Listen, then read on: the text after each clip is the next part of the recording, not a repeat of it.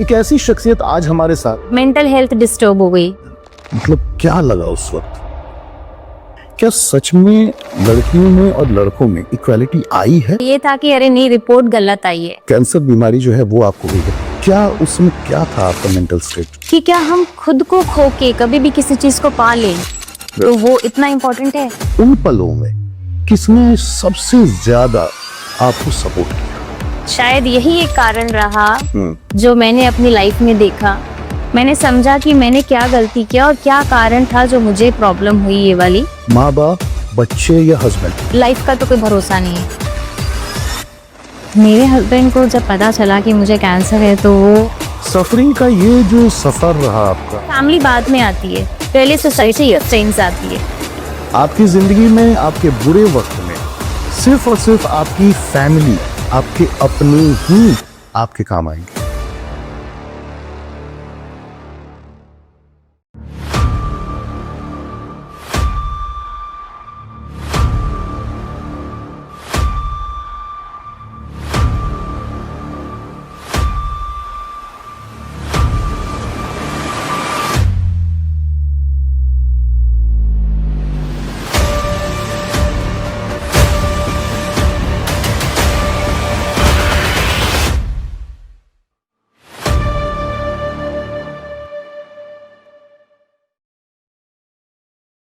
कहते हैं जिंदगी एक बार मिलती है, लेकिन आप अपनी जिंदगी को किस तरह से रखेंगे, कैसा बनाएंगे, ये डिपेंड करता है सिर्फ और सिर्फ आप पे। एक ऐसी शख्सियत आज हमारे साथ है इनफैक्ट के स्टूडियो में, जिन्होंने न सिर्फ अपनी जिंदगी को जिया है, बल्कि अगर सही मायने में कहें तो इनको जिंदगी दोबारा मिली है। और वो भी मुमकिन इसलिए हो पाया क्योंकि इन्होंने खुद पर वो विश्वास रखा जो अक्सर लोग उस सिचुएशन में आके खो देते हैं। हम बात कर रहे हैं रितु रुंगटा मैम की, जो कि कैंसर सर्वाइवर भी हैं और ब्यूटी पेजेंट विनर भी हैं। Hello ma'am. हेलो मैम, सबसे पहला सवाल तो ये कि जब आपको पता चला 2017 में कि कैंसर, मतलब एक जब नाम हम सुनते हैं तो हमारे जहन में ना एक अजीब सी घबराहट आ जाती है, जो अमूमन हर किसी को होता है। मैम, जब आपको पता लगा था कि कैंसर बीमारी जो है वो आपको हुई है, क्या उस समय क्या था आपका मेंटल स्टेट? कि इतनी बड़ी बीमारी का नाम सुनने के बाद तो ऑब्वियस है कि पूरा सब हिल जाता है। राइट। और वो हुआ भी था कि जब पता चला, जैसे क्योंकि ऑल ऑफ अ सडन हुआ ऐसा। उसके पहले बिल्कुल एकदम फिट थी, कोई इशू, एक सिंगल हेल्थ इशू कभी नहीं हुआ, ना एक फीवर हुआ मुझे कभी भी इतने सालों में। और अचानक से कैंसर जब हुआ तो इट वाज अनबिलीवेबल। और ये था कि अरे नहीं, रिपोर्ट गलत आई है। मतलब दिमाग में सबसे पहले यही आया कि रिपोर्ट्स गलत है, हो ही नहीं सकता। मैम, लेकिन कहते हैं कि कभी भी कोई भी चीज जब ऐसी होनी होती है या फिर कोई बीमारी होती है किसी को, तो सिम्टम्स कुछ होते हैं ऐसे जो आपकी बॉडी आपको देना शुरू कर देती है। कभी ऐसा महसूस नहीं हो पाता? नहीं, बिल्कुल हुआ था। शायद मैं उन सिम्टम्स को इग्नोर कर गई, क्योंकि ऐसा होता है ना कि आप बहुत ज्यादा जब आप फिटनेस में रहते हो और अगर वेट लूज हो रहा है तो आपको ये लगता है कि इट्स हैपनिंग बिकॉज आप थोड़ा सा कॉन्शियस है अपने खाने को लेकर या फिटनेस को लेकर। तो मेरा वजन थोड़ा उस समय ड्रॉप हो रहा था। वो मैंने ध्यान नहीं दिया कि मैं डाइट तो प्रॉपर ले रही हूँ, फिर वो क्यों ड्रॉप हो रहा है। अच्छा, ये मैम, ये मतलब मैं इसलिए कह रहा हूँ क्योंकि ये ना हर लेडी के साथ होता है। घर, बच्चे और परिवार के साथ में वो खुद का ख्याल नहीं रख पाती है। ये सच है? बिल्कुल बिल्कुल, ये एकदम सच्ची बात है।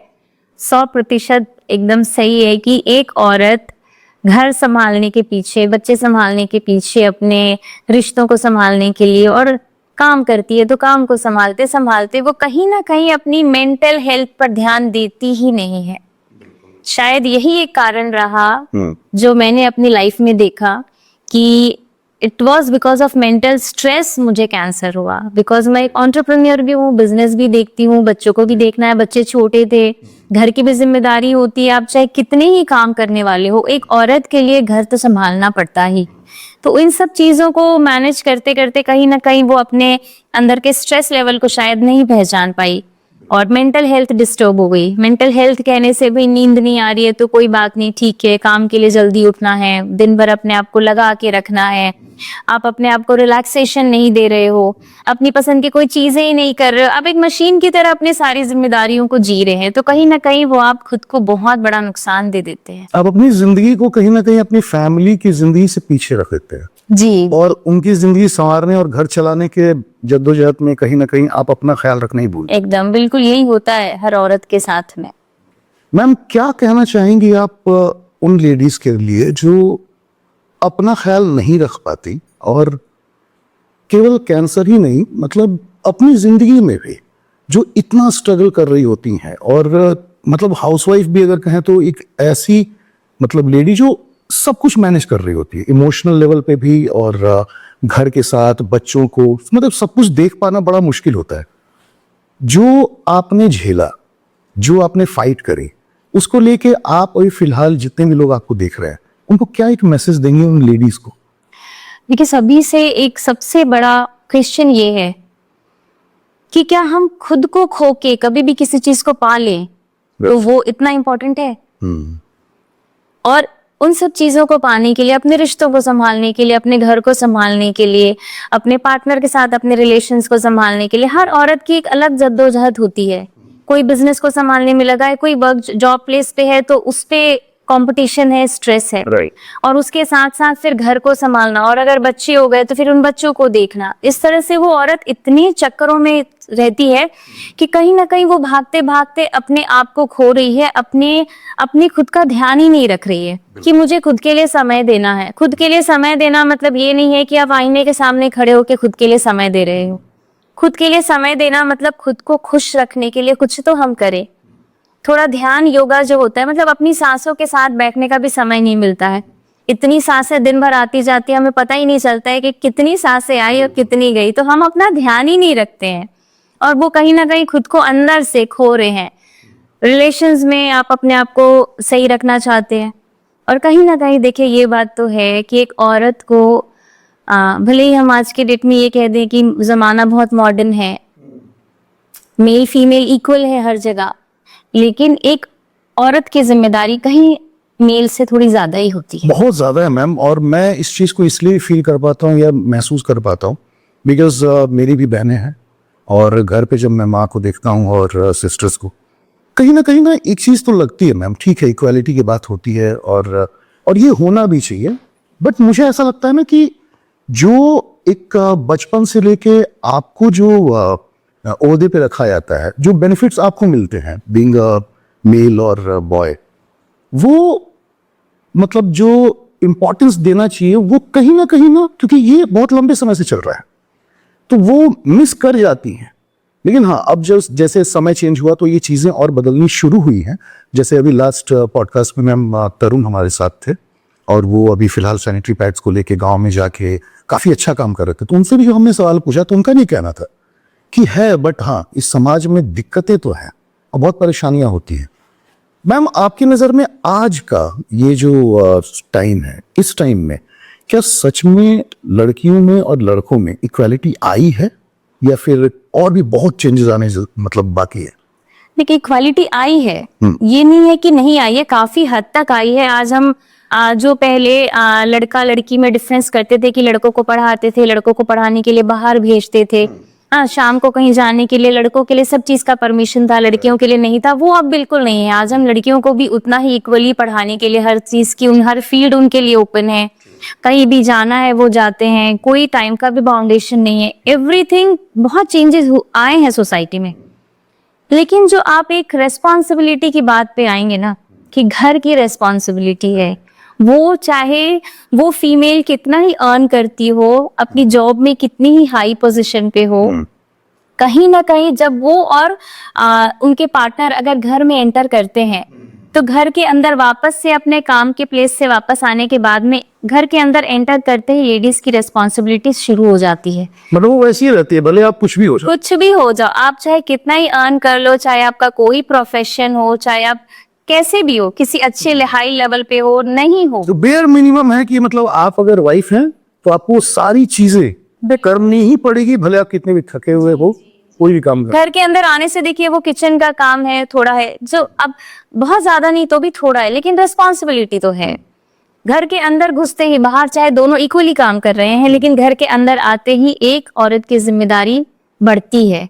वो आके घर पे आराम से नहीं बैठ सकती, उसे अपने काम करने हैं, उसने बच्चों को देखना ही है, उसे घर संभालना ही है।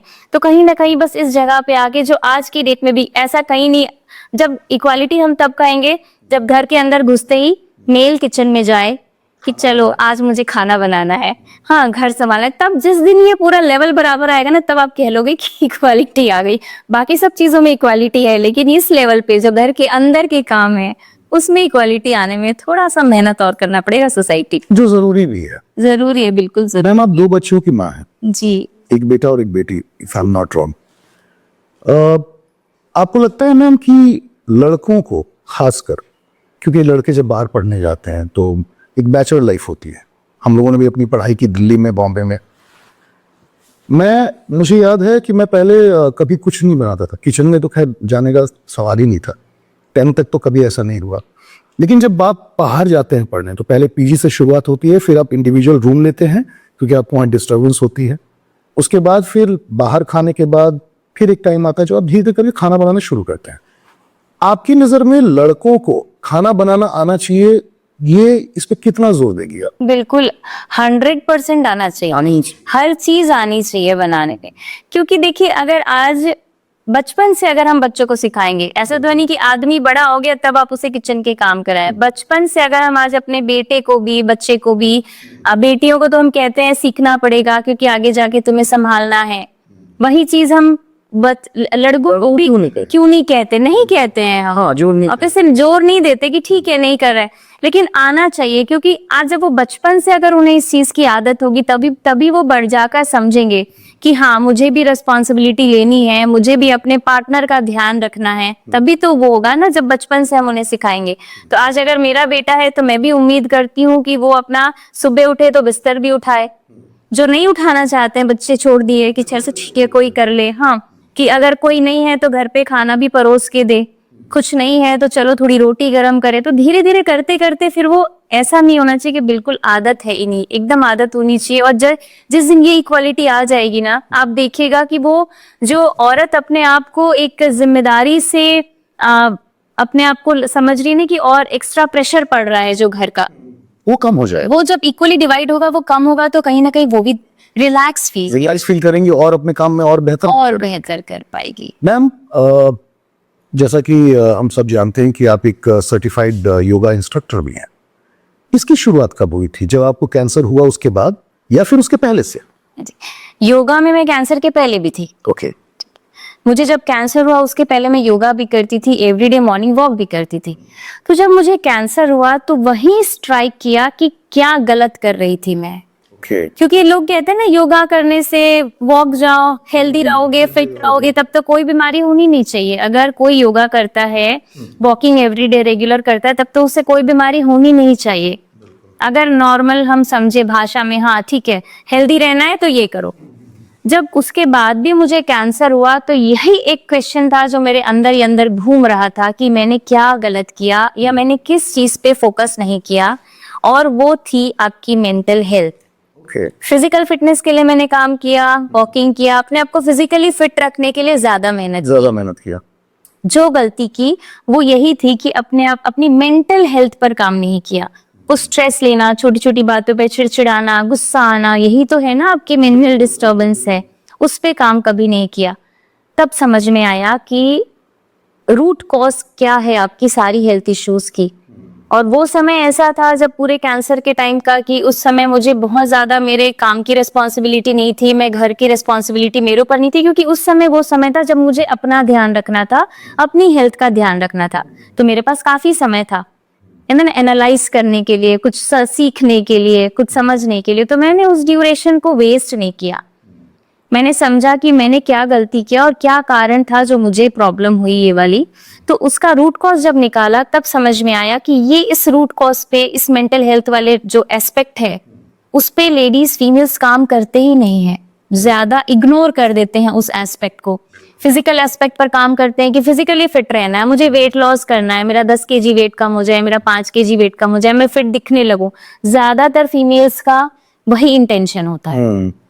तो जब मैंने समझा कि मेंटल हेल्थ है जिस पे काम करना है, और कैंसर के बाद अपने आप को इतनी तकलीफों में जब देखा कि इतना कुछ करने के बाद भी जब मैं इस सिचुएशन में आ सकती हूँ, तो जो फीमेल्स अपनी हेल्थ को ध्यान ही नहीं देते, ना एक्सरसाइज करते हैं, ना योगा करते हैं, ना कुछ करते हैं, उनके अंदर कितनी बीमारियां आ सकती है। मैम मैं समझने की कोशिश कर रहा हूं और मेरे जहन में ना कई सवाल हैं जो भाग रहे हैं। मैं उस टाइम को समझने की कोशिश कर रहा हूं जब 2017 में आपने चेकअप करवाया, और ये मुंबई में हुआ था मैम। जी। और जब आपको डॉक्टर ने बताया तो एक तो ख्याल ये आया कि रिपोर्ट गलत है, लेकिन जब आपको ये पता लगा कि हाँ मुझे ब्रेस्ट कैंसर है, कैसा महसूस होता है मैम? मतलब क्या लगा उस वक्त? जब वो पता चला ना, तब ऐसा लगा कि बस अब लाइफ का तो कोई भरोसा नहीं है।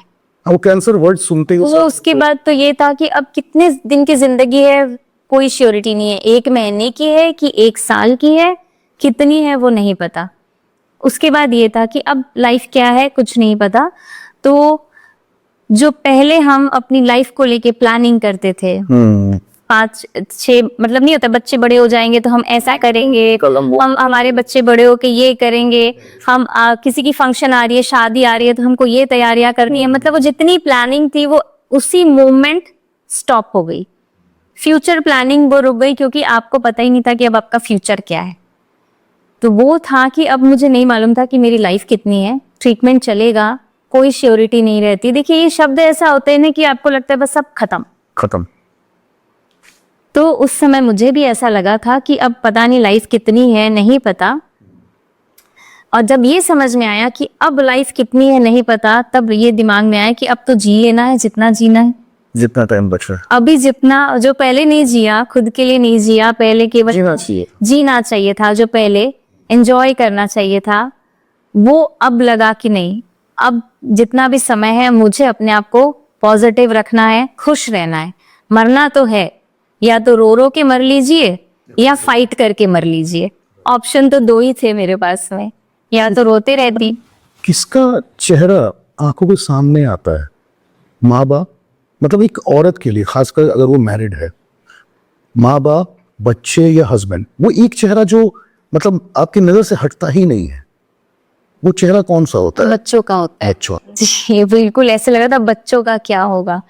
अब देखिए बहुत ही टफ सिचुएशन है, चाहे किसी के लिए भी हो। अगर आपकी शादी हो रखी है और बच्चे हैं तो आप बच्चों का सोचते हैं, और अगर आप न्यूली मैरिड हैं तो आप अपने पार्टनर का सोचते हैं, और अगर शादी नहीं हुई है तो पेरेंट्स के ऊपर ध्यान जाता है कि अब पेरेंट्स के ऊपर क्या बीतेगी।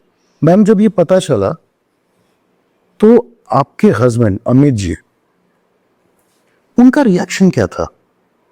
और उस टाइम में कहते हैं ना कि आपको जब पता होता है कि कोई एक ऐसी बीमारी आपको हुई है जिसका इलाज बहुत मुश्किल है और चांसेस बहुत कम है अगर आप खुद से फाइट ना करो तो, क्योंकि दुनिया से लड़ाई आपकी खत्म हो जाती है, आपको लड़ना होता है खुद से। उस वक्त किसका सपोर्ट कितना जरूरी है, और आपकी जिंदगी में उन पलों में किसने सबसे ज्यादा आपको सपोर्ट किया? मेरे हस्बैंड को जब पता चला कि मुझे कैंसर है तो वो बहुत स्ट्रांग थे। मतलब ऐसा नहीं है कि घर पे माहौल बहुत खराब हो गया कि कोई रो रहा है बैठ के क्यों हुए, ऐसा बिल्कुल नहीं था। तो ये था, मतलब शुरू से वो बहुत स्ट्रांग है हर चीज को लेकर। उन्होंने अपनी लाइफ में देखा हुआ था ये फेस, क्योंकि उनकी मदर को भी कैंसर था। तो बहुत आप समझ सकते हैं कि जिसने अपनी माँ को कैंसर से खोया है, तो जब वाइफ को कैंसर हो तो उस इंसान के लिए वो सिचुएशन काफी टफ और चैलेंजिंग रही। लेकिन उन्होंने कभी भी इस बात को शो नहीं किया।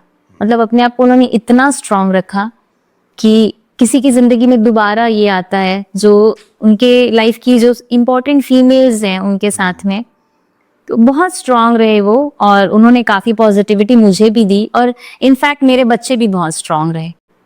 मैम आप इस मामले में ना काफ़ी लकी हैं कि आपको ऐसे टाइम में जो सपोर्ट मिला, जो आपके हस्बैंड का एक पॉजिटिव वे में मिला। क्या ये सबके साथ ऐसा होता है मैम? नहीं, देखिए, मैं तो इतने लोगों से जुड़ती हूँ। मेरे ट्रीटमेंट के बाद मैंने हजारों लोगों से कनेक्ट किया है, और ऐसे भी कुछ लोग मेरे कनेक्शन में आए हैं जिनको शादी के तुरंत बाद 3 या 4 महीने के बाद किसी फीमेल को कैंसर डिटेक्ट हुआ था। ओके। उसके बाद वो फैमिली ने ट्रीटमेंट कराया, कंप्लीट भी कराया। ट्रीटमेंट कंप्लीट होने तक ठीक है, जैसे कहते हैं ना एक बहू का रहता है, उन्होंने वैसा किया भी। लेकिन जैसे ही ट्रीटमेंट कंप्लीट हुआ, दे आस्क्ड फॉर डिवोर्स, कि अब डाइवोर्स चाहिए। मतलब सोशल प्रेशर में कहीं ना कहीं इलाज करा रहे होते हैं। बिल्कुल बिल्कुल वैसा ही फील होता है कि वो सोशल प्रेशर था उनको इलाज कराने का। उन्होंने इलाज कराया और जब लगा कि ठीक है, तब अब सेपरेट हो जाओ, अब हम आगे तुम्हारे साथ ये लाइफ नहीं जी सकते। तो इस तरह के भी लोग हैं हमारे साथ में। तो सोसाइटी में ऐसी भी फैमिली है जो पेशेंट के साथ पूरे एकदम हिम्मत के साथ खड़ी रहती है, और ऐसे भी फैमिली है जो टूट जाती है, बिखर जाती है, और पेशेंट से ज्यादा उनका चेहरा देख के लगेगा कि अरे घर पे कुछ हो गया है, जो नहीं होना चाहिए। अगर किसी के यहाँ कोई बीमारी निकली है तो आप पॉजिटिव रहिए, उस बीमार व्यक्ति को और बीमारी निकला है बोल के और बीमार मत बनाइए। घर का माहौल हमेशा ऐसा रखिए कि कुछ नहीं हुआ, आराम से सब पॉजिटिव रहेंगे, ये फेज भी निकल जाएगा। तब आप देखिए वो पेशेंट कितने स्ट्रांगली निकल पाता है। लेकिन अगर आप पेशेंट के पास जो भी जा रहे हैं एक सिंपैथी, अरे कैसे हो गया, क्या हो गया, आगे की लाइफ कैसे होगी, कितने दिन की जिंदगी है, जब ये सारी बातें बार बार पेशेंट सुनता है ना, वो और डिप्रेस होने लग जाता है। उसे लगता है कि बस अब तो जिंदगी खत्म। बिल्कुल, क्योंकि बार बार अगर कोई इंसान किसी को बोल रहा है कि अब जिंदगी कितने दिन की है, अब क्या करोगे, जो होना था हो गया, तो डिप्रेशन का लेवल तो बढ़ेगा ही बढ़ेगा। मैम, जब पता लगता है लोगों को, परिवार की तो बात हो गई, जो आपके दोस्त हैं, जो आपके रिलेटिव्स हैं, या फिर दूर के जो रिश्तेदार हैं, वैसे उनका क्या रिएक्शन होता है ऐसे टाइम पे? देखिए, उसमें अगर 100% ऐसे लोग हैं ना, तो मैं कहूंगी कि केवल 10 या 20% ही ऐसे होते हैं जो बहुत पॉजिटिव होते हैं और आपको ये कहते हैं कि कोई बात नहीं, तुम ठीक हो जाओगी, या तुम्हारे साथ जो हुआ ठीक है, कोई बात नहीं, आराम से ठीक हो जाओगी। लेकिन 80% रिलेटिव्स हैं या फ्रेंड्स ऐसे होते हैं, वो अरे कैसे हो गया, क्यों हो गया, ध्यान रखना चाहिए था। मतलब कहीं ना कहीं वो आपके गलतियां निकालना चालू कर देते हैं, शुरू कर देते हैं। तो ऐसे लोग जो नेगेटिव बहुत होते हैं ना, उनसे तो हमेशा पेशेंट को, किसी को भी प्रॉब्लम हो ना, दूर ही रहना चाहिए। मेंटल हेल्थ बहुत सही, मेंटल ये जरूरी है, बहुत इम्पोर्टेंट है। और अगर उस समय कोई पेशेंट मेंटली स्ट्रांग नहीं है, वो कोई हालत से उस बीमारी से बाहर नहीं निकल सकता है। उसको मेंटली स्ट्रांग रखने के लिए घर का एनवायरनमेंट पॉजिटिव रखना जरूरी है, और अंदर से उसके खुद की जब तक डिटर्मिनेशन नहीं होगी कि मैं निकल पाऊंगी या निकल पाऊंगा, तब तक बहुत मुश्किल है। वो बीमारी फिर, कैंसर शब्द बड़ा नहीं है, लेकिन आप उसे इतना बड़ा बना देंगे कि वो कहीं ना कहीं आपकी जान ले लेगा। वो सफरिंग का ये जो सफर रहा आपका, आपके लाइफ का 2017 के बाद, कितना लंबा रहा? ऑलमोस्ट 2019 तक मेरा ट्रीटमेंट चला, 1.5 ईयर। मैम, इस दौरान कुछ एक ऐसे रिश्ते थे जो बहुत अच्छे नहीं थे उस टाइम में, जब तक कैंसर को लेके नहीं पता चला था।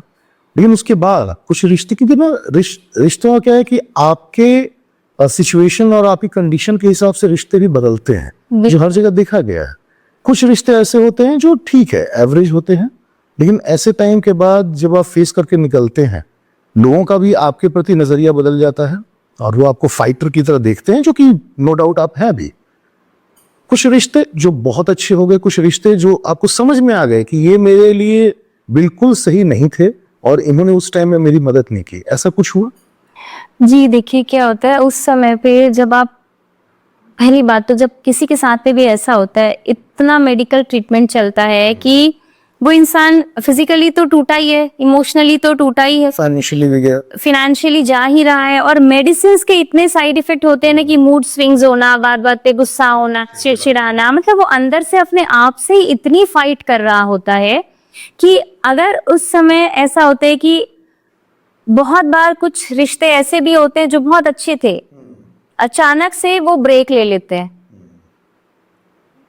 क्योंकि वो लगता है कि ना अब शायद हमें संभालना पड़ेगा। आप समझ रहे हैं ना कि कैंसर ऐसी चीज है जिसमें पेशेंट को का बहुत ध्यान रखना पड़ता है। लोग तो इसलिए भी दूर होने लगते हैं कि पता नहीं, अगर मदद के लिए भी कुछ अगर मांग दिया तो पता नहीं, फिनेंशियली भी कोई खाना काम करना नहीं ही मुश्किल है तो- और देना चाहते भी नहीं। बिल्कुल बिल्कुल। तो देखिए, टच ईश्वर की कृपा है कि ऐसा मेरे साथ कुछ नहीं हुआ, लेकिन मैंने जो देखा है उस समय मैं ये समझ गई कि आपकी जिंदगी में जो बाहर हम सोसाइटी के लिए इतना लगे रहते हैं, आज हम हर कोई तो किस लिए अपना एक स्टेटस बनाना है, सोसाइटी के लिए करना है, लोगों को दिखाने के लिए करना है। लेकिन वो समय था जिसने मुझे सिखा दिया कि आपकी जिंदगी में केवल आपका परिवार मायने रखता है, आपका परिवार का महत्व है, जो आपके क्लोज लव्ड वंस हैं वो इम्पोर्टेंस रखते हैं, और आपका बिजनेस या काम जहां से आपका घर चलता है, जहां से आपकी इनकम आती है, क्योंकि वो अच्छे से रहेगा, आपके पास अर्निंग होगी, तभी आप उसे स्पेंड कर सकते हैं, चाहे वो अच्छी लिविंग के लिए हो, चाहे आपके ट्रीटमेंट के लिए हो। तो ये दो चीजों को हमेशा आप अहमियत दीजिए, अपनी फैमिली को जो बहुत क्लोज है आपके, और अपने काम को।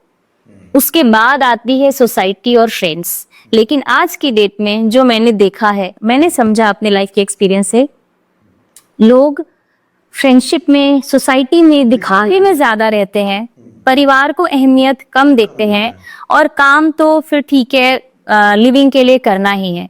तो ये चीजें कि फैमिली बाद में आती है, पहले सोसाइटी या फ्रेंड्स आती है, लेकिन आना चाहिए फैमिली। हमेशा आपके टफ टाइम में केवल आपकी फैमिली ही खड़े रहेगी। केवल कुछ फ्रेंड्स हैं, मुट्ठी भरी होंगे, जो आपकी तकलीफ से उनको तकलीफ होगी। बिल्कुल। अदरवाइज किसी को कोई फर्क नहीं पड़ता है आपकी लाइफ में। आप खड़े हैं, जी रहे हैं, बिस्तर में रो रहे हैं, किसी को कोई फर्क नहीं पड़ता, सब अपनी लाइफ में खुश हैं। तो आपके समझने की चीज है, ये ड्यूरेशन ऐसा होता है जब आप समझ जाते हैं कौन सही में अपने हैं और कौन केवल दिखावे के अपने हैं। राइट। आपकी जिंदगी में आपके बुरे वक्त में सिर्फ और सिर्फ आपकी फैमिली, आपके अपने ही आपके काम आएंगे, और कोई नहीं ऐसा होगा जो आपकी मदद करेगा। इसलिए अपने परिवार को सबसे पहले वो दर्जा दें, और उसके बाद अपने दोस्तों और जो आपके करीबी हैं उनको। लेकिन हाँ, एक बात हमेशा याद रखें कि आपका बुरा दौर जब शुरू होगा, सिर्फ और सिर्फ आपकी फैमिली होगी, जो मैम ने भी आपको बताया। मैम, अगर मेंटल हेल्थ की बात करें तो अभी हमने देखा कि शेफाली जरीवाला जो है उनकी डेथ हो गई। ये भी एक खबर आई कि उसका रीजन जो है वो था कि वो कुछ मेडिसिन ले रहे थे, and because of beauty. Beauty आपके लिए मैम क्या मतलब मायने रखता है? बिकॉज मेरे हिसाब से हर इंसान बहुत खूबसूरत होता है, लेकिन अगर हम बात करते हैं बाहरी खूबसूरती की केवल, तो सिर्फ और सिर्फ उसके लिए anti ageing tablets, capsules, medicine लोग ले रहे हैं, जो कि शेफाली में भी लेना काफी टाइम से शुरू किया हुआ था। क्यों ऐसा क्यों है मैम? रीजन क्या है? मतलब लोगों के दिमाग में ये चीज क्यों चढ़ी पड़ी है कि हम बाहर से अगर खूबसूरत दिख रहे हैं तो ही लोग इंप्रेस होंगे और लोग इंपॉर्टेंस भी देंगे। ग्लैमरस दुनिया अगर है तो कहीं ना कहीं तो समझ में आता है कि ऑन स्क्रीन आपको बहुत अच्छा दिखना है, इसलिए आप वो चीजें कर रहे हैं। लेकिन आज के दौर में छोटे शहर हो या बड़े शहर, जिम जाने का कंसेप्ट लोगों का फिट होना, ये मैं आपको पर्सनली बता रहा हूं, 80% लोगों का नहीं है। वो सिर्फ 20% लोग होंगे जो फिटनेस के लिए जिम जा रहे हैं। अदरवाइज हर शहर में, छोटे में या फिर बड़े में, वो इसलिए सिर्फ जा रहे हैं कि मैं इतना डैशिंग दिखूं कि लड़कियां तुरंत मैं इंप्रेस कर सकूं। क्या कहेंगे मैम इस पे? जब आपने कहा कि ब्यूटी, देखिए वो जो है बॉलीवुड है, ये उनका फिट रहना, उनका अच्छा दिखना बनता है, क्योंकि उन्हें उसके लिए मेहनत करनी है, उन्हें ऑन स्क्रीन अच्छा दिखना है ताकि वो खूबसूरत लगे।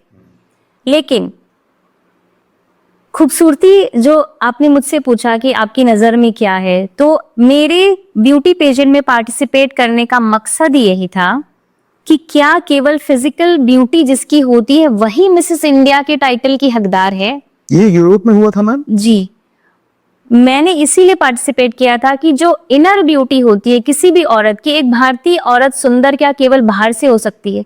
एक भारतीय नारी सुंदर तभी है जब वो अंदर से स्ट्रांग है, हर सिचुएशन को हैंडल करने की क्षमता रखती है, कॉन्फिडेंस है उसके में, विल पावर है, वो बहुत रेस्पॉन्सिबल है, इन किसी भी टफ सिचुएशन में नेवर गिविंग अप एटीट्यूड है, तभी वो लेडी ब्यूटीफुल है, बाहर से चाहे वो कैसा भी दिखे।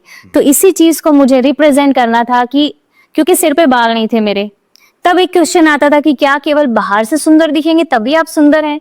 लोग जब मेरे सिर पे बाल नहीं थे मुझे इस तरह से देख के जाते थे, कहते ना एक सिंपैथी वाली नजर, कि अरे देखो बेचारी वाली नजर। तो ये चीज था, तब मैंने उस समय ठाना था कि आज अगर आप मुझे इस नजर से देख रहे हैं, एक सिंपैथी वाली नजर से, तो कल आप मुझे इस नजर से देखेंगे कि देखो इसने क्या किया। तो वो ठानना था मैंने अंदर में, और इसी चीज को रिप्रेजेंट करना था कि अंदर की स्ट्रेंथ ब्यूटी है। तभी मुझे लगा कि सबसे अच्छा प्लेटफॉर्म तो मिसेस इंडिया का है, जहां लोगों की नजर होती है। क्योंकि ऐसे में कहीं खड़े होके बोलूंगी तो कोई मेरी बातों को अहमियत नहीं देगा, लेकिन वो प्लेटफॉर्म ऐसा है जहां से मैं अपने इस मैसेज को दे सकती हूँ हर एक कैंसर फाइटर्स के लिए जिनके सिर पे बाल नहीं है, कि आप खूबसूरत हो बिकॉज आप लड़ रहे हो, आपके में वो स्ट्रेंथ है, आप इनर ब्यूटी है आपके में। तो इसीलिए मैंने वो रिप्रेजेंट किया वहां पे। जो फिजिकल फिटनेस को लेकर कहते हैं, ऑफ कोर्स आज की डेट में लोगों को है कि हम केवल बाहर से अच्छे दिखें, स्लिम दिखें, वजन कम कर लें, और उसके लिए सप्लीमेंट्स लेते हैं, पाउडर लेते हैं, क्या क्या नहीं लेते हैं, जो हमें आज पता नहीं चलता। लेकिन शेफाली जरीवाला के केस से हमने ये सीख लिया, समझ लिया कि किसी भी तरह की आप चाहे वो इंजेक्शंस ले लीजिए, बोटॉक्स करा लीजिए, सप्लीमेंट्स ले लीजिए, प्रोटीन सप्लीमेंट्स ले लीजिए वेट लॉस के लिए, लॉन्ग टर्म में ये जाके आपके हेल्थ को बहुत बड़ा नुकसान देंगे ही देंगे। ये तय है। बिल्कुल तय है। इसीलिए मैं कभी रिकमेंड नहीं करती being a certified yoga trainer. मेरे पास इतने सारे लोग कनेक्टेड हैं, मैं लोगों को डाइट गाइडेंस भी देती हूँ, लेकिन मैं कभी भी किसी भी बाहर के सप्लीमेंट को रिकमेंड नहीं करती। नेचर में इतनी सारी चीजें हैं, इतना अच्छा प्रोटीन है, ब्यूटी, आपको यंग दिखना है। अगर मैं आज अपनी इस एज में अगर अच्छी लग रही हूँ तो I am almost about to touch 50। अगर मैं ऑफ कोर्स मैं अभी हम I will be celebrating my 50 soon. तो अगर मैं इस एज में अपने आप को इस तरह रख सकती हूँ, it's not I am taking any kind of injection और बोटॉक्स और कोई सप्लीमेंट्स लेती हूँ, कोई मेडिसिन खाती हूँ, नहीं। इट्स ऑल बिकॉज आप अच्छा खाते हो, पॉजिटिव रहते हो, योगा ध्यान और प्राणायाम में खुश रहते हैं, वो आपकी इनर ग्लो देती है, जो आपकी बाहर की किसी चीज से नहीं आएगी। इंजेक्शन से आप आज ले लेंगे, 4 साल 10 साल अच्छे दिख जाएंगे, लेकिन उसके बाद जब आप ओल्ड एज की तरफ बढ़ेंगे वो कहीं ना कहीं साइड इफेक्ट्स दिखाएगा ही, और आपकी पूरी बॉडी को अंदर से तोड़ के खत्म करेगा, जो हमने देख लिया केसेस में। अभी शेफाली जी का केस वही था। हाँ, अभी रिसेंट इंसिडेंट तो है अभी। और अभी मैम वजन कम करने को लेके ना बड़ा अजीब सा लोगों के अंदर फितूर है। मतलब स्पेशली विमेन वो इंजेक्शन ले रही हैं कि उनका फैट जो है वो बर्न हो। तो ये कहीं ना कहीं तो इसका साइड इफेक्ट है। 100% है। आज नहीं लॉन्ग, अभी लोग खुश होते हैं। देखिए हर्बल लाइफ, मेरे पास इतने केसेस आते हैं, हर्बल लाइफ ले रहे हैं, प्रोडक्ट्स ले रहे हैं। हर्बल लाइफ के ऐसे कितने लोग हैं जो उनसे परेशान होकर हमारी क्लासेस ज्वाइन किए कि मैम इससे हम कुछ नहीं, मतलब जो खाना छोड़ के बस एक ग्लास में मिक्स करो और उसे पी लो। ये क्या लाइफ हुई? बिल्कुल।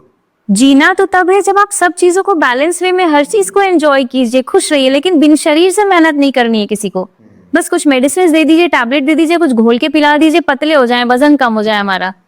मैम आपके ऑनलाइन क्लासेस भी चलते हैं, योगा से रिलेटेड है और बहुत सारी चीज़ें, काफ़ी लोग हैं।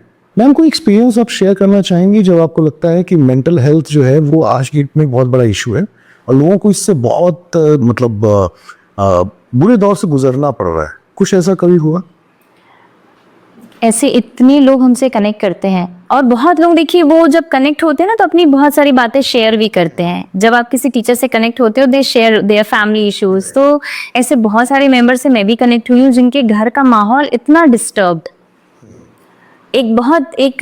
मतलब ये केस मुझे अच्छे से ध्यान में है कि एक कपल कंसीव नहीं कर पा रहा था, तो वो लेडी ने मेरी क्लासेस ज्वाइन की, बहुत रेगुलर क्लासेस करती थी, लेकिन फिर भी वो उनके रिजल्ट्स कहते हैं ना, वो कंसीव नहीं कर पा रही थी, तो काफ़ी डिस्टर्ब थी। तो जब उनसे फ़ोन कॉल पे मेरी डिटेल में बात हुई कि रीज़न क्या है, तब उन्होंने बताया कि मैम मेरे फैमिली में एनवायरनमेंट बहुत अच्छा नहीं है, मेरे इन लॉज का नेचर मुझे लेकर बिल्कुल अच्छा नहीं है, मैं एक टीचर हूँ, और ऑब्वियस सी बात है कि जब आप थक हार के आते हैं कहीं से और भूख लगती है तो घर पे खाना भी खाएंगे आके, लेकिन ये रूल था कि घर पे जब तक बड़े नहीं खाएं हम खाना नहीं खा सकते।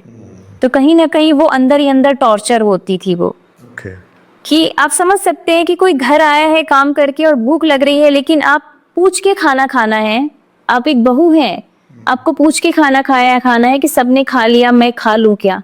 कहीं ना कहीं वो प्रेशर था, वो अंदर ही अंदर उसको खत्म कर रहा था और वो कंसीव नहीं कर पा रही थी। अच्छा मैम, जो मेंटल स्ट्रेस है इसका असर मतलब ये है, ऐसा होता है कि मतलब अगर कोई लेडी कंसीव नहीं कर पा रही है, बिल्कुल मतलब मेंटली आप बहुत ज्यादा डिस्टर्ब है तो 100% आपकी मेंटल हेल्थ ही है जो डिसाइड करती है। इफ यू आर स्ट्रेसफुल, अगर मेंटल हेल्थ सही नहीं है तो आपको कंसीव करने में भी प्रॉब्लम होती है। तो जब उसने डॉक्टर से कंसल्ट किया, शी वॉज फ्रॉम मुंबई, तब उन्होंने बताया कि मैम डॉक्टर्स ने क्लियरली कह दिया कि it's only because of stress आप कंसीव नहीं कर पा रहे हो। तब उन्होंने मुझे थैंक यू कहा फोन करके कि मैम आपने बोला था कि आप किसी डॉक्टर से कंसल्ट कीजिए। जब अपने हस्बैंड के साथ गई और हस्बैंड के सामने जब डॉक्टर ने ये बोला ना कि आपको स्ट्रेस बहुत है, फैमिली का एनवायरनमेंट ठीक कीजिए, तब उस लेडी ने मुझे कॉल करके बोला मैम अब सबका नेचर बहुत चेंज हो गया, थैंक यू सो मच। तो मेंटल हेल्थ बहुत इंपॉर्टेंट है हर एक फीमेल के लिए, तभी वो खुश रहेगी। आप ये इमेजिन कीजिए ना कि जिस घर को जो औरत संवार रही है, अगर वो अंदर से खुश नहीं है, शांत नहीं है, तो वो कैसे दूसरों को खुशियां देगी। बिल्कुल बिल्कुल। मैम क्या वो एक मैसेज होगा जो ऐसी लेडीज को आप देना चाहेंगी, ऐसी औरतों को जो ऑलरेडी इस बीमारी से जूझ रही है? पैसा ट्रीटमेंट के लिए ऑब्वियसली बात है कि हर किसी के बस में नहीं है, लेकिन उन किन चीज़ों का खास ध्यान अगर वो रखती हैं तो वो इस बीमारी को हरा सकती है? ये मुमकिन है? बिल्कुल मुमकिन है बीमारी को हराना, सबसे बड़ा चैलेंज, और उस बीमारी का दोबारा ना आना, ओके ये भी एक बहुत बड़ा चैलेंज होता है। क्योंकि ऐसा नहीं है कि कैंसर एक बार हो गया, ट्रीटमेंट कंप्लीट हो गया तो आप लाइफ लॉन्ग अपने आप को सेफ साइड में, सेफ जोन में आप कभी नहीं समझ सकते। हर एक कैंसर पेशेंट के सिर पे, गर्दन पे एक तलवार लटकती रहती है कि कब वो बीमारी रिलैप्स हो जाए। तो ये बहुत ध्यान रखने की चीज है। 5 साल तक तो आपको बहुत ध्यान रखना है अपने खाने पीने का। ये हर एक उस औरत के लिए या हर एक उस पर्सन के लिए मैसेज है जो किसी भी तरह के कैंसर से निकल रहे हैं। खाना हमेशा हेल्दी खाइए, होम कुक्ड मील्स लीजिए, प्रोटीन अच्छा लीजिए, क्योंकि कैंसर में आपके सेल्स डैमेज होते हैं और प्रोटीन ही है जो आपके सेल्स को बनाता है। अच्छा हेल्दी खाना खाना है। योग, प्राणायाम और ध्यान, ये तो 100% जैसे खाना जरूरी है वैसे ये बिल्कुल जरूरी है। अगर आज मैंने अपने आप को सेफ जोन में रखा है तो it's only and only because of yoga, pranayama and ध्यान, जो मैं अपने आप को इतना समय देती हूँ। उसमें अपने आप को खुश रखना जरूरी है। अगर मैं सब चीजों को करते हुए भी स्ट्रेस लेकर जी रही हूँ तो स्ट्रेस ही कारण है, सबसे मेन कल्प्रिट है स्ट्रेस आपकी हर बीमारी का, कैंसर के रिलैप्स होने का। अगर आप एक बार ठीक हो गए और वापस से स्ट्रेसफुल लाइफ में आ गए हैं, कैंसर रिलैप्स होगा ही होगा। मैम मेंटल हेल्थ में अगर बात करें तो सबसे ज़्यादा जो ठीक है फिर भी यंगस्टर्स जो हैं, मतलब जिनकी एज 30+ है या फिर 40+ है, वो अपने आप को कहीं ना कहीं एक समय तक आने के बाद संभालने में सक्षम है, संभाल लेते हैं। अगर टीनेज की बात करें तो स्पेशली इन बिटवीन 14 और 13 टू 19th और 20, ड्यूरिंग इस वाले एज ग्रुप में अक्सर बच्चों में काफ़ी स्ट्रेस होता है, चाहे वो एजुकेशन को लेके हो या फिर वो स्टार्टिंग में जब क्लासेस शुरू हुए हैं तो अट्रैक्शन को लेके, वो जिसको प्यार समझ बैठते हैं, और बॉयफ्रेंड गर्लफ्रेंड को लेके उनको क्या कहना चाहेंगे? ये एज ऐसी होती है ना कि हम एक अलग ही दुनिया में रहते हैं, राइट? क्योंकि प्रैक्टिकल लाइफ क्या है, एक्चुअल लाइफ क्या है, वो उन्हें पता ही नहीं है। क्योंकि ना तो किसी तरह की जिम्मेदारियां हैं, बिल्कुल ना एक्चुअल समझा है लाइफ को। पेरेंट्स हैं, आपको देख रहे हैं, आपका काम है केवल पढ़ाई करना, और वो भी ध्यान कम है दूसरों को देख के कि ये लाइफ एक्चुअली ऐसी है कि वो इतना एंजॉय कर रहे हैं, बाइक लेकर घूमने जाना, लेट नाइट पार्टीज करना, घर से बाहर निकलना, पेरेंट्स से झूठ बोलना, ये आजकल की एकदम बिल्कुल कहते हैं नॉर्मल कॉमन बात हो गई है कि हर बच्चा ये करता है। अपनी लाइफ को वो दूसरे की लाइफ से कंपेयर करता है। जिस फ्रेंड के पास बड़ी गाड़ी है, अच्छा लिविंग स्टैंडर्ड है, कोई लड़की अच्छी दिखती है तो किसी लड़की को उससे कंपैरिजन रहता है कि मुझे उसके जैसे दिखना है। अरे उसके पीछे तो इतने लड़के हैं, मेरा कोई बॉयफ्रेंड नहीं है, उसने तो इतनी गर्लफ्रेंड्स बना के रखी है, मेरी कोई गर्लफ्रेंड नहीं है। तो इस तरह की जब चीजें होती है ना तो उसमें भी बच्चे डिप्रेशन में चले जाते हैं। राइट। क्योंकि उन्हें सही गलत की पहचान नहीं है। वो केवल बाहर की एक चमचमाती हुई दुनिया देख रहे हैं, उससे अट्रैक्ट होते हैं और उससे अट्रैक्ट होते हैं और सही गलत की पहचान छोड़ देते हैं। और जो आजकल इतना ड्रग्स है, स्मोकिंग है, वेप है, पता नहीं कितनी सारी चीजें हैं जिसकी लत में वो पड़ जाते हैं और अपने आप को पूरी तरह से खत्म करते हैं। क्योंकि यही वो टाइम है जो वो अपनी लाइफ को अच्छा बना सकते हैं। तो टीनेजर्स का भी है कि वो इतनी बाहर की दुनिया से अपने आप को प्रभावित कर लेते हैं कि एक्चुअल वो भूल जाते हैं कि उनकी लाइफ का पर्पस क्या है। और वापस इसके लिए तो मैं यही कहूंगी कि अगर हर स्कूल में जिस तरह से फिजिक्स, केमिस्ट्री, बायोलॉजी एक सब्जेक्ट होता है, उसी तरह से योगा, मेडिटेशन एक कंपलसरी सब्जेक्ट कर दे बच्चों के लिए कि आपको 15-20 मिनट्स मेडिटेशन करना ही है। घर जाने के बाद बच्चे नहीं करेंगे, लेकिन अगर स्कूल में एक कंपलसरी पीरियड होगा, उन्हें करना ही पड़ेगा।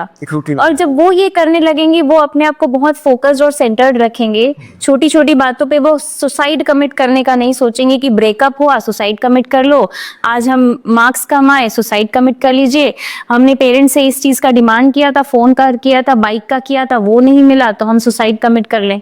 ये जो चीजें छोटी छोटी बातों पे जाती है, जब वो अंदर से स्ट्रांग होने लगेंगे तो बिल्कुल अपनी लाइफ को सही डायरेक्शन दे पाएंगे। तो उनके लिए भी जरूरी है मेडिटेशन और योगा, जो हर स्कूल में रखना चाहिए। मैम, लोगों का नजरिया कितना बदल जाता है। एक तब जब आप एक पेशेंट थे, एक ऐसी बीमारी से जूझ रहे थे जो बहुत ही घातक है, और वो समय जब आपने फाइट किया, आप अब उस बीमारी को हरा के जब लौटते हैं, जब आपका कमबैक होता है, आपके लिए तो नो डाउट एक नई दुनिया है। वो जो कहते हैं ना कि जिंदगी बड़ी अनमोल है, तो आपको एक नहीं दो बार जिंदगी मिली है। तो इस दौरान जब आप लौट के आते हैं, लोगों का नजरिया आपके लिए बदल जाता है। बिल्कुल बदलता है। पहले वही लोग जो आपको बिल्कुल कहते हैं ना कि सहानुभूति वाली भाव, बेचारी वाली चीज से समझ देखते थे कि अरे अब तो इसकी लाइफ खत्म, क्या होगा, तो पहले वो नजरिया था। लेकिन अगर आप स्ट्रांग हो, और हर एक फाइटर जो स्ट्रांग है और उससे निकलकर अपने आप को वापस से अपनी पोजीशन पर लेकर आता है, तब लोगों का नजरिया बहुत चेंज होता है कि देखो इसने कितनी मुश्किलों से भी निकाल के अपने आप को खड़ा रखा। और आज वही जो पहले आपको बेचारी वाली नजर से देखते थे, आज वो उस नजर से देखते हैं कि अरे बनना है तो इनके जैसे बनो, देखो कितना स्ट्रांगली इन्होंने अपने आप को बाहर निकाला है। तो ये कहीं ना कहीं आप अपने आप को स्ट्रांग रखे हैं तो आपकी लाइफ तो आप बदलेंगे ही। आप स्ट्रांग हैं, आप पॉजिटिव हैं, तो ऑफ कोर्स आपकी लाइफ बदलेगी। दूसरे क्या सोचते हैं उस पर ध्यान नहीं देंगे हम, लेकिन दूसरों का नजरिया आपके स्ट्रेंथ के साथ साथ चेंज होता जाता है। अगर आप कमजोर होते जाएंगे तो उनका नजरिया वो रहेगा कि अरे देखो ना, हो गया था, इनकी तो किस्मत में ही यही लिखा था, अगर आपने गिव अप कर दिया। लेकिन अगर आप स्ट्रांग बन के बाहर निकलते हैं तो वही लोग कहते हैं कि देखो इनसे सीखो किस तरह से ये कमजोरी से भी निकलकर अपने आप को निकाल पाए हैं। तो ये हमारे ऊपर में है कि हम लोगों को किस नजरिए तक लाना चाहते हैं। या तो उनकी नजर में बेचारी या बेचारा बन के आप अपने आप को पेशेंट मान के निकलते रहें कि मुझे तो ये हो गया। बहुत लोग होते हैं जो केवल सहानुभूति ही चाहते हैं, उन्हें अच्छी लगती है कि मैं बीमार हूँ, मेरा ध्यान रखो। और एक वो लोग होते हैं जो कोई बात नहीं, बीमारी हो गई तो क्या हुआ, हम निकलेंगे इससे, डर के नहीं रहना, लड़के निकलेंगे। और जब वो निकलते हैं ना, लाइफ उनकी बदलती है और आसपास के लोगों का नजरिया भी पूरी तरह से बदलता है, शिफ्ट हो जाता है, पूरा शिफ्ट होता है। मैम ऐसे मेरी नज़र में भी एक औरत साधारण हो ही नहीं सकती, क्योंकि वो जीवन ही असाधारण है। बट एक आम महिला का सोसाइटी के हिसाब से अगर देखें, वहां से लेकर आयरन लेडी का जो सफर रहा है आपका, क्योंकि आपको खिताब भी मिला आयरन लेडी का, कैसा रहा मैम? अगर आपसे पूछें बहुत संक्षेप में, आप क्या कहना चाहेंगे, कैसी जिंदगी रही? बिल्कुल भी आसान नहीं थी कि कोई ये सोचे कि बहुत आसान था इसलिए कर लिया। कीमो के टाइम पे आपका शरीर पूरी तरह से खत्म होता है। बिल्कुल, आप पूरी तरह से टूटे हुए होते हो, शरीर में स्ट्रेंथ नहीं है, लेकिन मन में कुछ करने का जज्बा है, तब आप अपने आप को खड़ा रख पाते हो। और ये जो पूरा मेरा सफर था, कैंसर फाइटर से लेके मिसेस आयरन लेडी का टाइटल जो मैंने यूरोप में लिया, ये पूरा जो एक सफर था बहुत चैलेंजिंग था मेरे लिए, क्योंकि पहली बात ये मेरी फील्ड ही नहीं थी। राइट।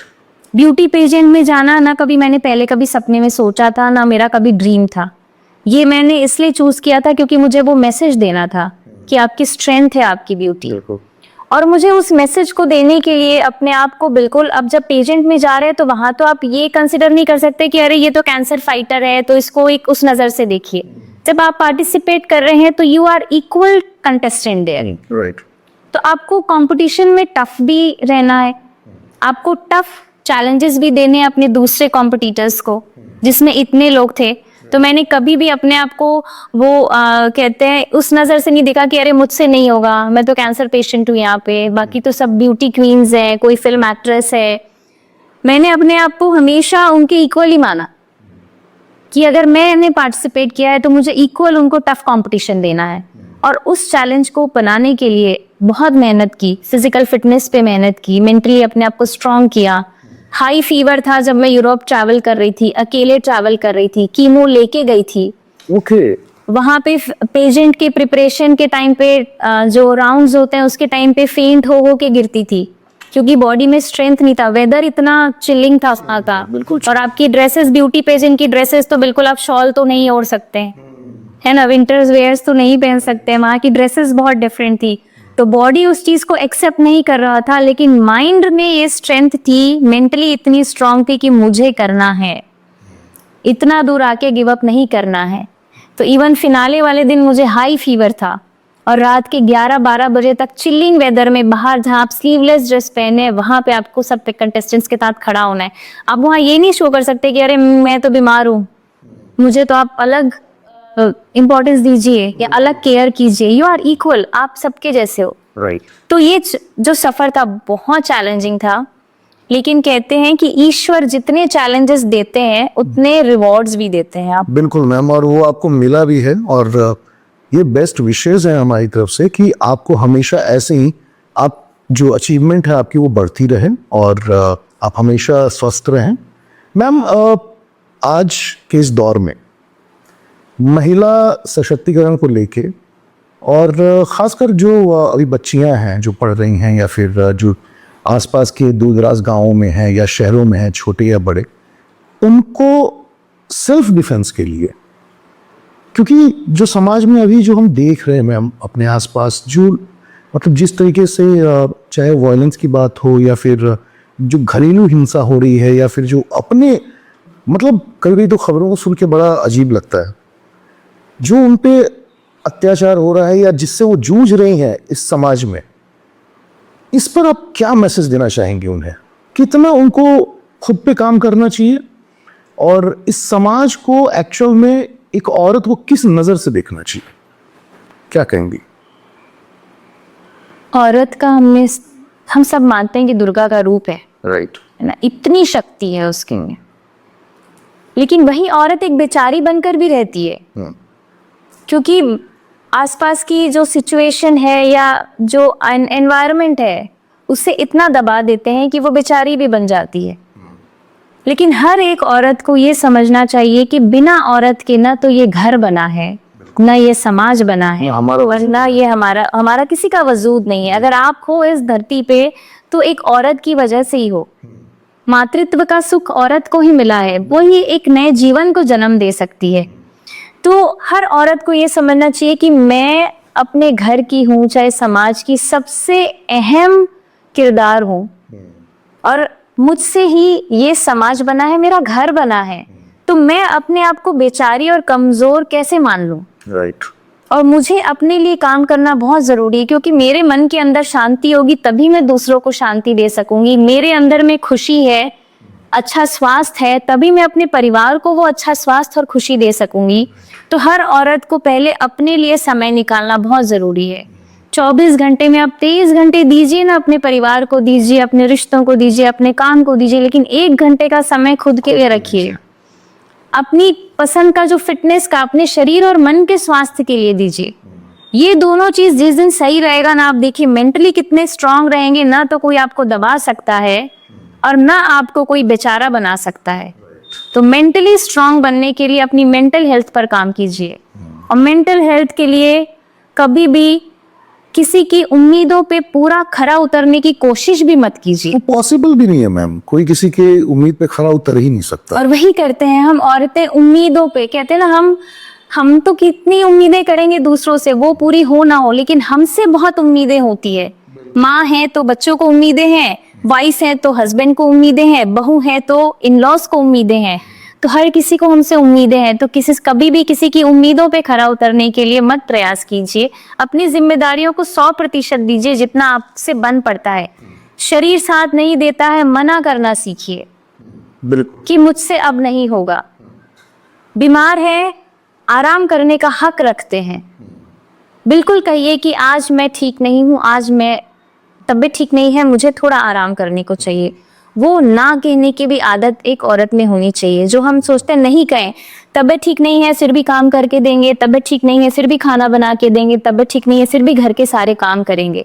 इस तरह से करते करते करते करते आप अपने वजूद पे बोझ करते अपने ही एक बोझ पे आप दब जाते हो। तो ना कहना सीखिए। अपने लिए 1 घंटे का समय दीजिए, खुद को खुश रखिए, तभी आप दूसरों को खुश रख सकेंगे। राइट। और ये मैम मुझे ऐसा लगता है ना कि खासकर जो महिलाएं हैं उनको मतलब एक रेगुलर मेडिकल चेकअप तो करवाना ही चाहिए। बिल्कुल 100%। हर 6 महीने में, देखिए मुझे ब्रेस्ट कैंसर हुआ, अगर रेगुलर इंटरवल्स पे शायद मैं अपनी चेकअप्स करवा रही होती तो वो अर्ली स्टेज में डायग्नोस हो जाता। जो एडवांस स्टेज में हुआ, जबकि डॉक्टर्स ने ये कहा कि 15 दिन और अगर डिले करती तो शायद वो मुझे बचा भी नहीं पाते। तो ईश्वर की कृपा थी, क्योंकि उन्होंने मेरी दूसरी जिंदगी ये लिखी थी, इसलिए मैं बच गई। लेकिन रेगुलर हेल्थ कैंप्स भी होने चाहिए। जो संस्थाएं हैं, ऑर्गेनाइजेशंस हैं, राइट। उन्हें भी, ऑर्गेनाइजेशंस को भी हेल्थ कैंप्स रेगुलर करवाते रहना चाहिए। हर फीमेल को अपना मेमोग्राफी है, ब्लड टेस्ट है। क्योंकि देखिए फीमेल्स में क्या होता है ना, इतने मेंबर्स मुझसे जुड़े हुए हैं, योगा भी करेंगे, सब चीज करते हैं, फिर भी थका हुआ रहता है शरीर, क्योंकि बॉडी में विटामिन्स की कमी है, कैल्शियम की कमी है। तो ब्लड टेस्ट रेगुलर जरूरी है, मेमोग्राफी जरूरी है, आपके यूट्रस की स्कैनिंग जरूरी है। ये सारी चीजें जब आप रेगुलरली करवाते रहेंगे हर 6 महीने में, तो कोई भी बीमारी शुरुआती स्तर से पकड़ सकते हैं और वो बढ़ेगी नहीं, जिससे आप भी स्वस्थ रहेंगे और आपका परिवार भी बीमारी को शुरू में ही पकड़कर निकल पाएगा। नहीं तो कितने बार हम खो देते हैं, पता भी नहीं चलता, एडवांस स्टेज पे पता चला और हमने उस इंसान को खो दिया। तो रेगुलर चेकअप्स हर 6 महीने में जरूर करवाए। विटामिन्स है, मिनरल्स है, विटामिन डी, B12, कैल्शियम, ये तो रेगुलर जो है 35-40 के बाद लेना ही पड़ता है, वो लीजिए जो लेना नहीं चाहती है मैम लेडीज लोग। राइट। आपको बता दूं कि मैम का ऑनलाइन योगा क्लास भी चलता है, तो उससे जुड़ने के लिए आपको नीचे डिस्क्रिप्शन में सारी डिटेल्स मिल जाएंगी। आप कनेक्ट हो सकते हैं। मेंटल हेल्थ और योगा, मतलब मेंटल हेल्थ कहें या फिर साथ में बहुत सारी चीज़ें हैं ना जो आप डेली लाइफ में नज़रअंदाज करते हैं, जो बहुत ज़रूरी है, जिससे आप अपने मन को शांत रख सकते हैं। पॉजिटिव एक वाइब आती है आपके अंदर से और आप चीज़ों को और बेहतर करना शुरू करते हैं। तो ये बेहद ज़रूरी है। मैम, लाइफ बहुत उतार चढ़ाव भरा रहा, बहुत ही अजीब सा स्ट्रगल था। वो स्ट्रगल आज भी जारी है। जैसा आपने बताया कि ये रीअटैक भी हो सकता है, और इसके लिए सबसे ज़्यादा ज़रूरी है कि आप अपने आप को खुश रखें और जितना ज़्यादा हो अपना ध्यान रखें। एक पॉजिटिव मैसेज भी आपने दिया, जिसमें जो महिलाएं हैं वो अपना ख्याल रखें, 24 घंटे में 1 घंटे समय निकालें, और ये बहुत ही ज़्यादा इम्पॉर्टेंट है। मैम, अभी फिलहाल आज की डेट में आपको क्या लगता है, क्या कुछ ऐसा रह गया है जो अभी भी आपको अचीव करना है? देखिए, ऐसे तो कैंसर के बाद मैंने हजारों लोगों से कनेक्ट किया है, और जितने लोगों ने भी मुझसे कनेक्ट किया है और आज मेरे सेशंस कर रहे हैं वो लोग, उन्हें बहुत बेनिफिट मिल रहा है।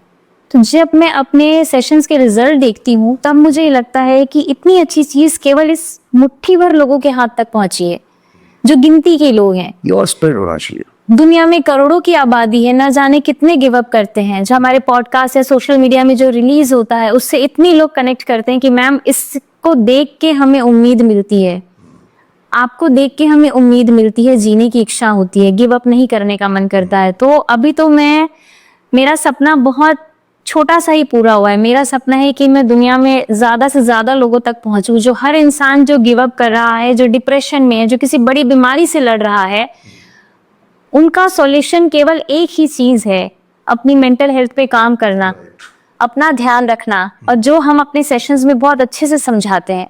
तो अभी भी सपना बहुत बड़ा है कि जो अभी मुट्ठी भर लोगों तक पहुंची हूँ बड़े कहते हैं ना हजारों लाखों लोगों तक पहुंचूं और उनको एक्चुअली में जीवन कैसे जीना है, किन चीजों पर ज्यादा ध्यान देना है वो बता सकूं।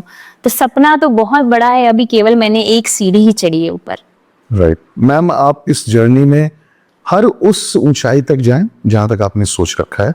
मेरी ही नहीं, पूरे जितने भी लोग ये पॉडकास्ट देख भी रहे हो, जो देखेंगे, उन सबकी यही विश होगी। बिकॉज ये ना लाइफ में आप जब स्ट्रगल कर रहे होते हैं, चाहे वो किसी चीज को पाने में हो या फिर अपनी जिंदगी से खुद से लड़के, तो एक कहते हैं ना कि आपकी पॉजिटिविटी जो है ना वो आपको अंदर से बूस्ट करती है कि आप और अच्छा करें। और लोगों की दुआएं ये बड़ी इंपॉर्टेंट है मैम। और मुझे ऐसा लगता है ना कि लाखों करोड़ों लोगों की दिल से दुआ है आपके लिए, और आप हमेशा बहुत बेहतर करें। लोगों के लिए जो एक होप है आप, वो बिल्कुल पूरी होनी चाहिए। और जितने भी लोग अभी स्ट्रेस में हैं, डिप्रेशन में है, बहुत परेशान है, कभी लगता है कि पता नहीं क्या कुछ करना है, क्या कुछ हो रहा है, बुरा दौर हर किसी की लाइफ में आता है। और प्लीज आप जो नेगेटिव लोग होते हैं ना, जो आपकी लाइफ में मतलब ना जाने क्यों आपको इतना ज़्यादा डिप्रेशन देते चले जाते हैं और आप ये समझ नहीं पाते, तो उससे आपको दूर रहना है। पॉजिटिव लोग जो हैं, जो आपके लिए बेहतर सोचते हैं, और खासकर आपकी फैमिली, वो बहुत इंपॉर्टेंट है। उनके साथ आप रहें और उनका साथ ज़रूर रखें। Thank you so much ma'am, बहुत अच्छा लगा आपसे बात करके, और आपको बहुत बहुत बधाई। और एक्चुअली मैम दिल से सल्यूट है आपको, बिकॉज आपने सिर्फ इस लड़ाई को जीता नहीं है, आपने जीत का हौसला उन औरतों के अंदर डाला है ना, जो रोजमर्रे की जिंदगी में, हर रोज के अपने काम में बहुत चीजों का ध्यान रखती हैं, लेकिन आखिरकार खुद का ध्यान ही नहीं रख पाती। Thank you so much ma'am, बहुत अच्छा लगा आपसे बात करके। और हम चाहें कि फिर मैम से एक बार दोबारा भी कभी मुलाकात हो, और मैम यहाँ पे आएँ और किसी पॉजिटिव और अच्छी चीज़ पे मैम के नए अचीवमेंट को लेके हम बात करेंगे। Thank you so much. Thank you so much.